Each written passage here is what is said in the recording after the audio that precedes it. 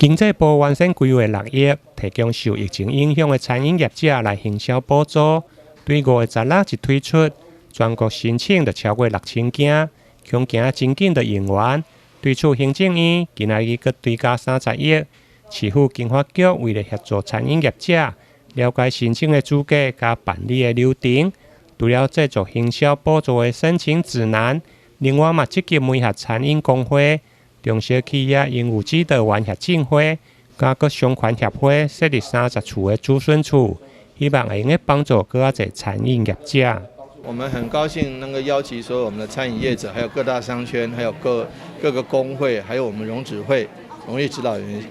协会一起来干嘛？来帮忙我们许多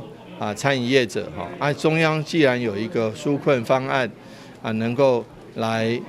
这个帮忙。那一方面我们要简化整个纾困流程、申请流程，那一律改采线上。改采线上的话，我有些有数位落差的民众，尤其餐饮业者年纪偏大的人，他可能不会填写、不会上网。那我们也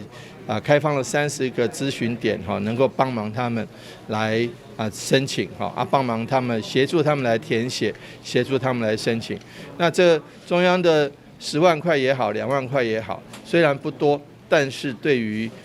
这个小生意的人尤其微型企业或是一些没有小型摊贩，其实也是一笔收入了那我们希望说能够帮忙他们，一方面来做优惠，一方面来做宣传，一方面能把他们业绩做得更好，打得更开。